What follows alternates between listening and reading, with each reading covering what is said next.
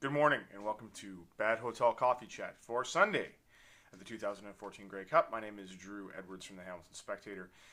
It's game day, so lots to do today. Very exciting. Already my Twitter feed is fired up with fans getting excited. A couple players on there as well, talking about the fact that it's the big day. So let's get to the questions.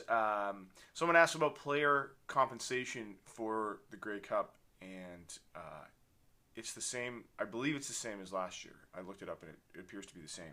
And that means the winner would get $16,000, and the loser would get $8,000. That would be every single player on the active roster and the injured list.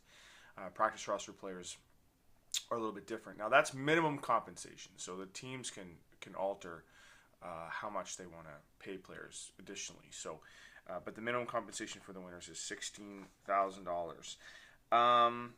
There was a question about Pigskin Pete, and there's been stuff floating around on the internet and on Twitter about him apparently not being allowed on the field for the game tomorrow.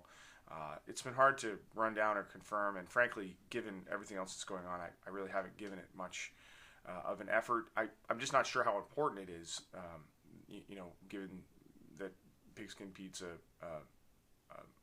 mascot, basically. So, Oscar Wee Wee is important, and I understand it's a huge part of the tradition. But whether he's on the field at Grey Cup or not, I'm just not sure that has any influence on the outcome of the football game. So yeah. In terms of scratches and what the lineup's going to look like, there were no changes to the roster yesterday. I'm not sure that Fredo Plessis is going to play, however. I don't get the sense that he's ready. I think we might see Giovanni Aprile playing on the roster and playing special teams today. So that would be the one. That would be the one change from last week.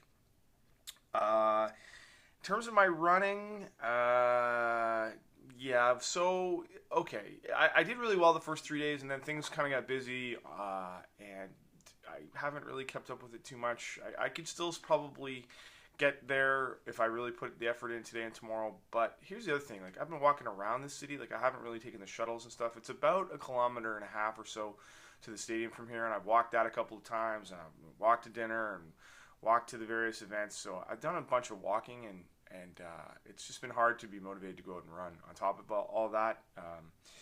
So yeah, I'm not sure I'm going to get to my marathon goal, to be completely honest with you. I have been very responsible with the eating, and ate at a place called the Goiza Bar last night, and Japanese style ramen place. It was really, really, really good. And then hopped over to Tiger Town, where in walks Bob Young, just all by himself. Just walks to the door. There were some Ticats in a back room, having a Ticat brass, having a private party. But Bob just sort of walks in off the street, unescorted, with nobody with him at all, which is a very Bob Young thing to do. And we had a chance to chat with him just for a little bit. Obviously, he's very excited, and I asked him what he thought about the game, and he said Kent Austin has a way of making you believe beyond a shadow of a doubt that you're going to win.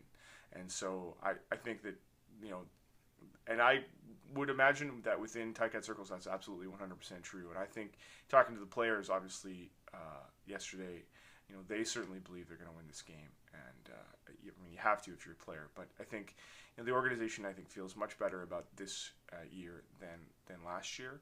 Although they also believe they're going to win last year too. But yeah, there's certainly a quiet confidence amongst this group. So we'll see. I mean, we've talked about it, written about it. I'm not sure how much more there is to say about it.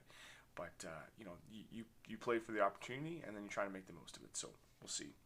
Okay, I gotta go because I'm the incoming president of the Football Reporters of Canada, which means I have to host the breakfast this morning, and then I have to get to the stadium. I got radio to do, and then it's game day, and you want to be sharp for game day. So make sure you check the Scratchy Post blog. We'll have the Twitter feed up, a couple hours before game time, and obviously lots of reaction one way or the other. So enjoy the game, everybody.